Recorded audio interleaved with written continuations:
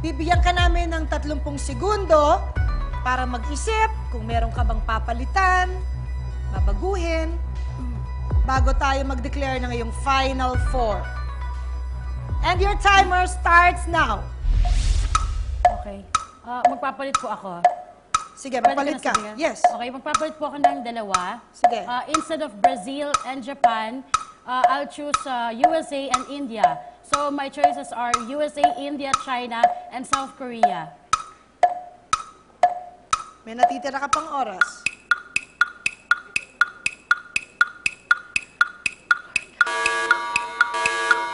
Your time is up. Time's up. Ang pinili mo bilang pamalit sa Brazil at Japan ay USA at India. Tama? Yes po. May, palitan na po natin. USA, India, China, South Korea. Yan na ba ang iyong final four? Opo, yes. Ilan kaya dyan ang tama? 2, 3, o perfect four?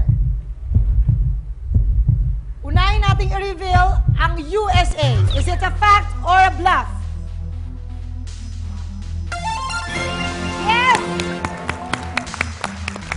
You have 25,000 pesos, May.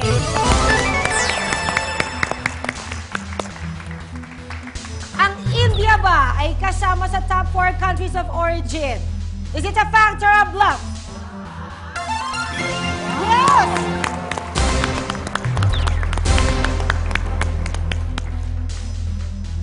May gusto ka sakali, anong gagawin mo sa 500,000 pesos kung umabot ka doon? Dadagdag ko po dun sa gusto ko sana makabili ng bahay na kasi for the longest time, nagre-rent talaga ako sa Manila. Tingnan natin kung nandyan ang China. Ang China ay galing sa'yo, no? Nandyan ba ang China? Is it a fact?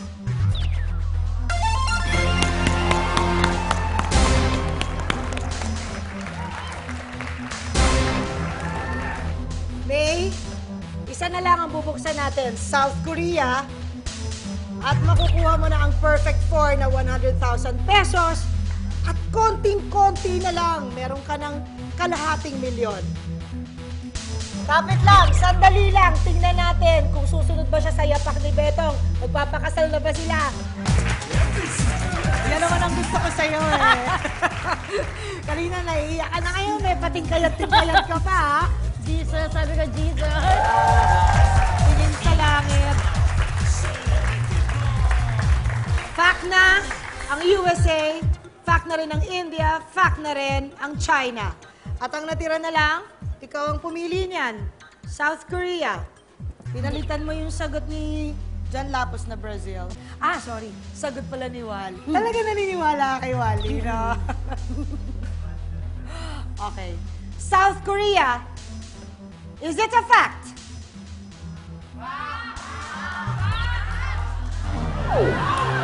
Shucks! In order, May, ang top 5 countries of origin ng mga foreigners sa Pilipinas ay USA, India, Japan, China, and Canada. But May, 3 correct answers yan, so you have 75,000 pesos!